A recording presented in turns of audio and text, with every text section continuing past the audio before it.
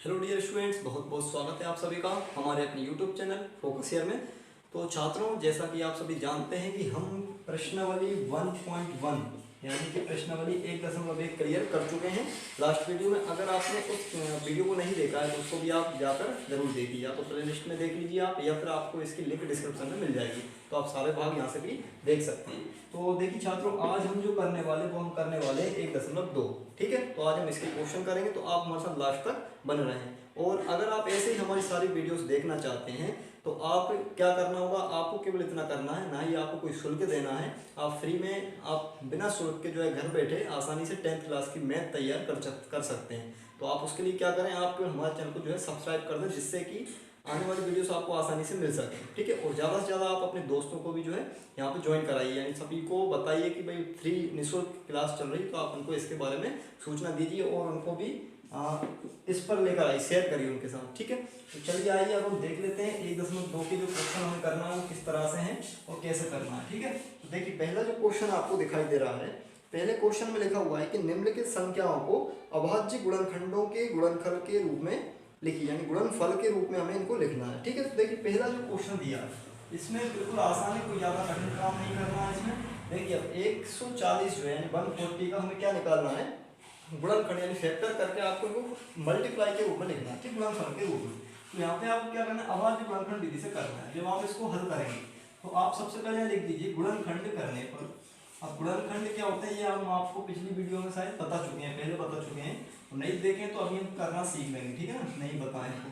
देखिए तो गुणनखंड करने पर, तो गुणनखंड कैसे होते हैं ये आप देख लीजिए। आपको इस तरह से आप 8th क्लास में सभी पढ़ के आ चुके हैं, 8th क्लास में सभी ने से इसको गुणनखंड को किया होगा, ठीक है। तो देखिए आप इनको करने के लिए क्या करेंगे, यहाँ पे हम पहले देखना होता है लास्ट वाली संख्या। तो लास्ट वाली संख्या अगर 0 है, 0 हो यानी इकाई का 0 हो, 2 हो, 4 हो, 6 हो, 8 हो, इस तरह से अगर ये सम संख्या होती है इकाई का, तो वह संख्या 2 से जरूर कट जाती है। इसलिए आप सबसे पहले क्या करेंगे, इसको 2 से काटेंगे। अब 2 से काटने का मतलब एक तरह से भाग देना है, ठीक है।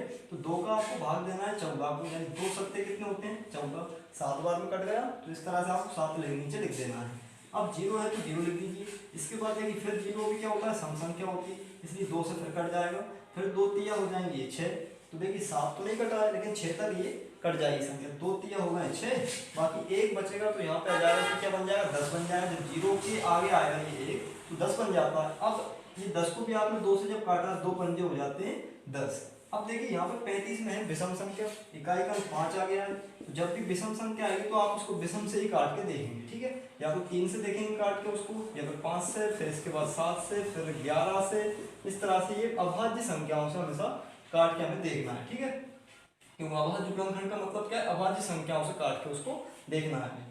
तो अब देखिए इसको हम 3 से तो काट के देख सकते हैं, चलिए देख लीजिए 3 से काट के, 3 एकम 3, लेकिन ये 5 जो है 3 से नहीं कटेगा, इसलिए अब 3 से ना काट के हम क्या करेंगे, इसको डायरेक्टली 5 से काटने वाले। तो देखिए जब 5 से काटेंगे तो 5 सत्ते होते हैं 35, तो 7 बार में कट गया। अब 7 खुद एक अभाज्य संख्या होती है, ठीक है। अभाज्य संख्या क्या होती है, अभाज्य संख्या वह होती है जो केवल अपने ही पहाड़े में आती है, जैसे 2, 3, 5, 7, 11, 13, ये सभी कैसी केवल स्वयं से कटती हैं, या अपने स्वयं के ही पहाड़े में आती है, इसलिए अभाज्य संख्या है। तो अब 7 को भी ऐसे काट दीजिए आप, तो 7 एकम 7 हो गया। तो ये सभी इसके क्या हो गए, गुणनखंड हो गए, ठीक है। तो यानी कि आप यहाँ पे इस तरह से इसको लिख देंगे।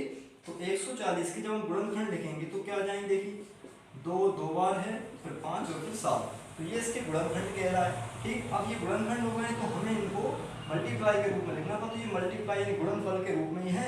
अगर इसमें जैसे कोई संख्या 2 बार, 3 बार या 4 बार है तो हम उसको घात के रूप में भी लिख सकते हैं। तो 2 देखिए 2 बार दिखाई दे रहा है इसको, मैं इसलिए 2 की पावर 2 लिख सकता हूँ, और बाकी साथ में 5 × 7 इसी तरह से चलता रहेगा। तो ये क्या हो गया, इसका आंसर हो गया। बस इसमें हमें इतना ही करना है, इसमें कोई ज़्यादा खास काम और नहीं होता है। तो आप इसको देख लीजिए, ये सब यहाँ से इसको नहीं लिखना है, ठीक है। इतना आप इसको कंप्लीट कर लेंगे। चलिए इसको नोट कर सकते हैं आप, बाकी इसका स्क्रीनशॉट ले लीजिए आप, फिर मैं इसको मिटा देता हूँ। देखिए अब इसी तरह से आपको दिख रहा है सेकंड क्वेश्चन। सेकंड क्वेश्चन लिखा हुआ है 156। तो 156 को जब आप हल करेंगे तो इसको हल करने के लिए किस तरह से करना हो, सबसे पहले आप लिखेंगे गुणनखंड करने पर। तो गुणनखंड करने पर तो सबसे पहले आप गुणनखंड कर लीजिए। जब आप गुणनखंड करेंगे इनके तो क्या आ जाएगा, देखिए करके देख लेते हैं। 156 को काटना है। आप सबसे पहले देखिए किससे काटेंगे, 2 से काटेंगे। क्यों? क्योंकि पीछे सम संख्या यानी इसका जो इकाई का अंक है शुरुआती अंक वो क्या है 6, तो आप इसको 2 से काटेंगे। 2 का पहाड़ा आपको 15 से ज्यादा नहीं करना है। 2 सत्ते 14 होते हैं, 7 बार में कट जाएगा, बाकी 15 में 1 बचेगा तो यहाँ इसके पास आएगा, ये तो कितने बन जाएंगे 16 बन जाएंगे। अब आप 2 से इसको 16 को काटेंगे, 2 अट्ठे होते हैं 16, ठीक। फिर सम संख्या देखिए, फिर 2 से काटेंगे, 2 3 6, 1 बचेगा, यहाँ हो जाएंगे 18 हो जाएंगे। अब 18 को भी आप इसी तरह से काटेंगे तो 2 नाम होते हैं 18। अब देखिए 39 में क्या है, यहाँ पे 39 में 9 जो है विषम संख्या यानी कि 9 विषम संख्या है, तो आप इसको 3 से काट के देखिए, 3 एकम 3, 3 3 में कट गया है। अब फिर 13 से काट दीजिए, तो 13 एक अभाज्य संख्या थी इसलिए 13 से कटेगा ये, तो 13 एकम 13।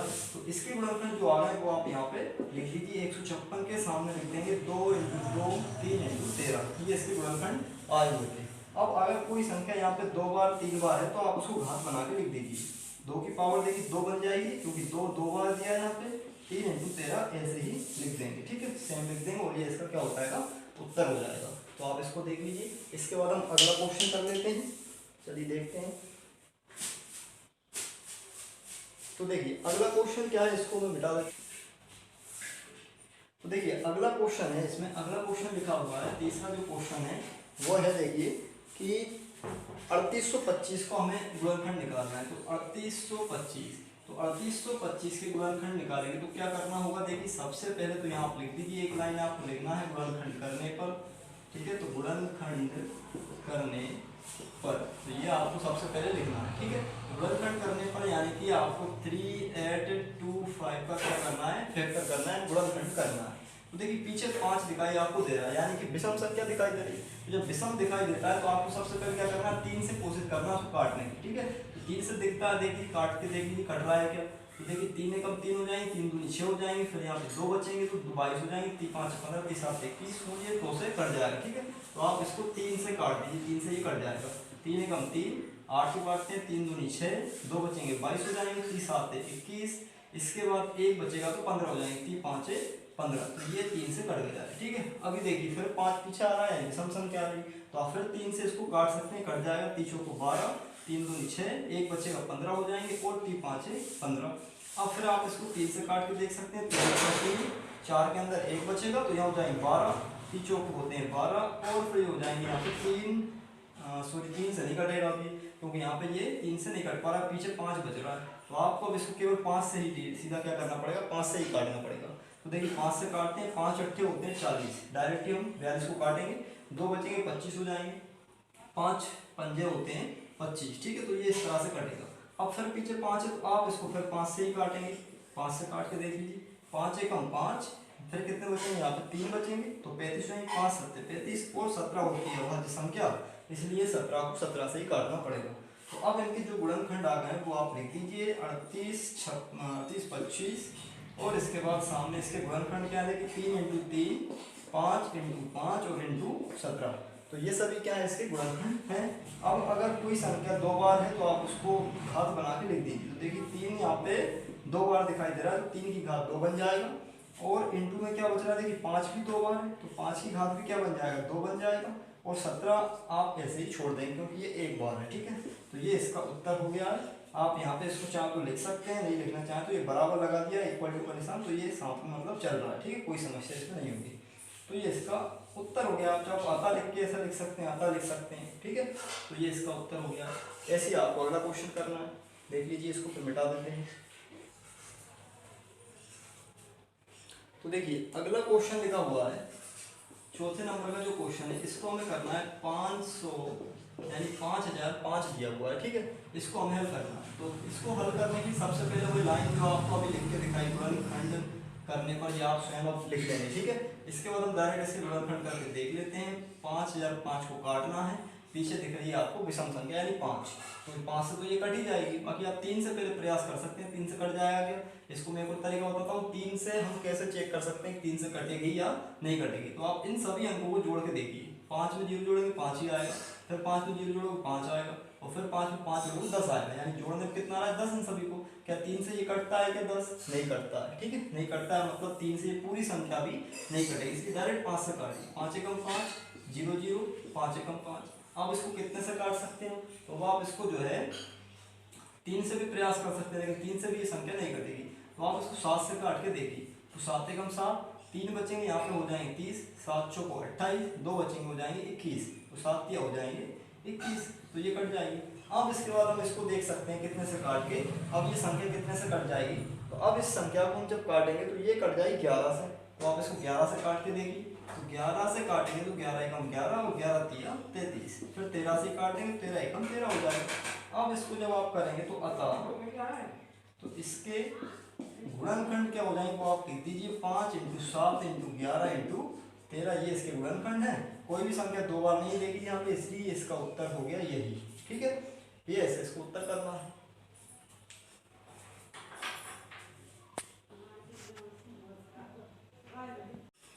तो चलिए देखिए अगला क्वेश्चन देख लेते हैं। तो अगला क्वेश्चन यानी 5वां क्वेश्चन है, तो इसको कैसे करना है देखिए, इसको भी इसी तरह से हल कर देंगे। और इसमें करना क्या है भाई, इसके गुणनखंड निकाल लेते हैं। देखिए तो सबसे पहले तो क्या करना, पीछे विषम संख्या इसलिए विषम से काटने का प्रयास करेंगे। आप 3 से देखेंगे, 7 से देखेंगे, 11 से, 13 से, लेकिन नहीं कटेगा। डायरेक्ट किससे कटने वाला है, ये 17 से कटेगा। ठीक है, तो 17 चौको होते हैं 68, बचेंगे यहाँ पे 6 74 के अंदर, तो यहाँ हो जाएंगे 62। फिर 17 तिया 51, 17 चौको 68 होते हैं, तो 17 तिया 51 कर लीजिए, बचेंगे 62 और इनमें से 51 चले जाएंगे, बचेंगे 11, तो 119 हो जाएंगे। अब 119 होता है भाई 17 के पारे में कब आता है, जब 17 सत्या में 119 कर देते हैं, 7 बार में आ जाएगा। अब ये संख्या जो है ये कटने वाली 19 से। ठीक है, तो 19 दूनी होते हैं 38, बचेंगे यहाँ पे 5, तो हो जाएंगे 57। तो 19 के पारे में 57 कब आता है, जब 19 थी हम 57 कर दें। इसके बाद 23 से कट जाएगा, ये 23 से कम 23। अब इसके गुणनखंड लिख दीजिए आप, तो ये इसका आंसर हो जाएगा। तो यानी कि 7 4 2 9 के जो गुणनखंड आ गए वो है 17, 19 और 23। ठीक है, ये इसका उत्तर हो गया है छात्रों। ठीक है, तो इसको आप देख लीजिए और इसके बाद हम अगला क्वेश्चन कर लेते हैं, उसको करके हम आपको दिखा देते हैं और फिर वो आपके लिए जो है होमवर्क में भी हो जाएगा। ठीक है, चलिए आइए देख लेते हैं अगला क्वेश्चन। तो देखिए अगले क्वेश्चन में लिखा है कि पूर्णांकों के निम्नलिखित युग्मों के HCF LCM ज्ञात कीजिए तथा इसकी जांच कीजिए कि दो संख्याओं गुणनफल HCF × LCM के बराबर होगा। तो देखिए सबसे पहला यहाँ पे जो क्वेश्चन दिया है वो क्या है, 26 और 91। तो यानी 26 और जो 91 है 91, इसका हमें क्या निकालना है, HCF और LCM ज्ञात करना है। ठीक है, तो इसको हल करने की सबसे पहले इनके आप निकालिए गुणनखंड। तो इसलिए यहाँ पे सबसे पहले क्या लिखना होगा, गुणनखंड करने पर। तो गुणनखंड करने पर सबसे पहले आप ऐसा लिखेंगे। अब इसको लिखने के बाद आपको क्या करना है, दोनों के अलग अलग क्या निकालना है, गुणनखंड निकालना है। एक तरफ निकाल दीजिए 91 के। ठीक है, देखिए 26 को जब आप काटेंगे सीधी सी बात है कि भाई 2 से कट जाएगा, हमने देख ही लिया पीछे। सूर्य इकाई क्रम क्या है इसमें 6 है। ठीक है, इसलिए 2 से काट दी, 2 एकम 2, 2 तिया 6 हो जाएगा। अब 13 से इसको डिवाइड करेंगे तो 13 एकम हो जाएगा 13। अब इसके बाद देखिए ये 91 है, तो 3 से काट के अगर आप देखेंगे तो 3 से 3 तिया 9 तो हो जाएगा, लेकिन एक नहीं कटेगा। इसलिए आप इसको चाहें तो 7 से काट के देखिए, तो 7 एकम 7, 2 बचेंगे हो जाएंगे 21, 7 तिया 21। फिर आपको ये 13 से काटना पड़ेगा, 13 एकम 13। तो इस तरह से दोनों के गुणनखंड हो गए। अब हमें क्या करना है, दोनों के गुणनखंडों को आपस में लिख लीजिए। तो अब आप यहाँ लिख लेंगे चूंकि 26 के बराबर में लिख दीजिए 2 × 13। ये चूंकि का मतलब क्या होता है, चूंकि का अर्थ होता है क्योंकि या किंतु, इस तरह से इनको हम लेते हैं। ठीक है ना, इसके बाद देखिए आगे जो 91 है 91, इसके गुणनखंड क्या क्या आ गए, 7 × 13। तो ये इतना तो हमने लिख दिया। अब हमें एलसीएम और एचसीएफ ज्ञात करना है, इसलिए अब हम यहाँ लिखेंगे अतः। तो 26 और 91 का सबसे पहले हम क्या निकालेंगे, एचसीएफ। ठीक है, तो एचसीएफ का मतलब क्या होता है, देखिए एचसीएफ होता है जो इन दोनों के गुणनखंडों में जो कॉमन दिखाई दे रहा है, यानी ओवेनिस्ट जो दिखाई दे रहा है। तो ओवेनिस्ट यानी कॉमन क्या देखिए 13 13 दोनों में सेम दिखाई दे रहा है, इसलिए इसका एचसीएफ क्या हो गया, 13 हो गया। अब अगर इनका हम एलसीएम निकालें तो एलसीएम में क्या होता है, देख लीजिए इसका एलसीएम। तो एलसीएम निकालेंगे तो क्या होता है, देखिए एलसीएम में आ जाता है इनका कॉमन, तो पद आ ही जाता है। कॉमन संख्या क्या है, देखिए 13 है।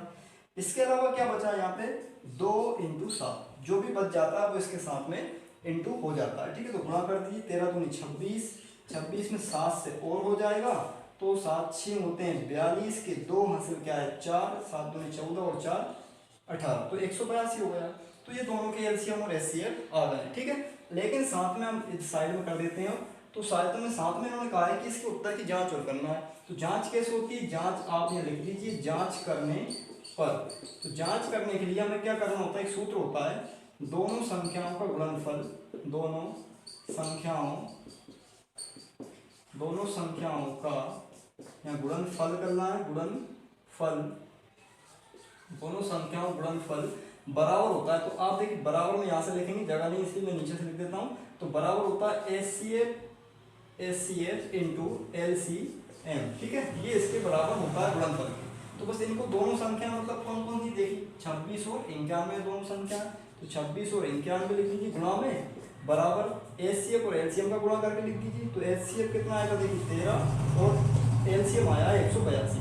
तो दोनों का जैसे हम गुणा करेंगे तो दोनों का समान समान आ जाना चाहिए। भाई गुणा कर देते हैं, तो इसका गुणा करेंगे, देखिए आप 26 से कम 26 के 6 होते हैं, हासिल क्या आएंगे 2, 26 नंबर कितने हो जाएंगे 9 दूनी 18, 9 छक्के 54, यानी कि ये हो जाएंगे आपके 234 हो जाएंगे, ठीक है।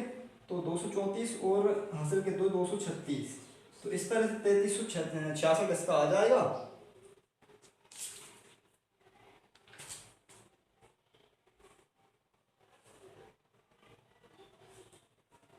तो 2366 इसका आ गया है। इसके बाद देखिए अब यहाँ पे 2360 आया, इसका 2366। ऐसे 13 से जब यहाँ करेंगे 13 दूनी 26 के 6, आंसर क्या आएंगे 2, 13 अट्ठे कितने होते हैं 13 सत्ते 91 और 13 अट्ठे 104। तो 104 और 2 जो हासिल के थे वो हो जाएंगे 106 की, यहाँ पे 6 आ जाएंगे, 10 आ जाएंगे हासिल में, और 13 एकम 13, तो 13 और 10 हो जाएंगे 23। तो देखिए दोनों तरफ समान आ गया। इसका मतलब जो हमारे HCF और LCM आए दोनों क्या है सही है, ठीक है। तो अब जो आगे के क्वेश्चन है इसके वो आपके लिए होमवर्क हो गए, तो आप उनको करके देखिए। नहीं आएंगे तो आपको जब अगली वीडियो में उन क्वेश्चन को भी लाइन से क्रम से हम करेंगे, ठीक है। अगर वीडियो पसंद आए तो आप लाइक शेयर और सब्सक्राइब जरूर करें, साथ में बेल आइकन जरूर दबाएं ताकि आपको आने वाले वीडियोस के नोटिफिकेशन आसानी से मिलें। बहुत बहुत धन्यवाद आप सभी का।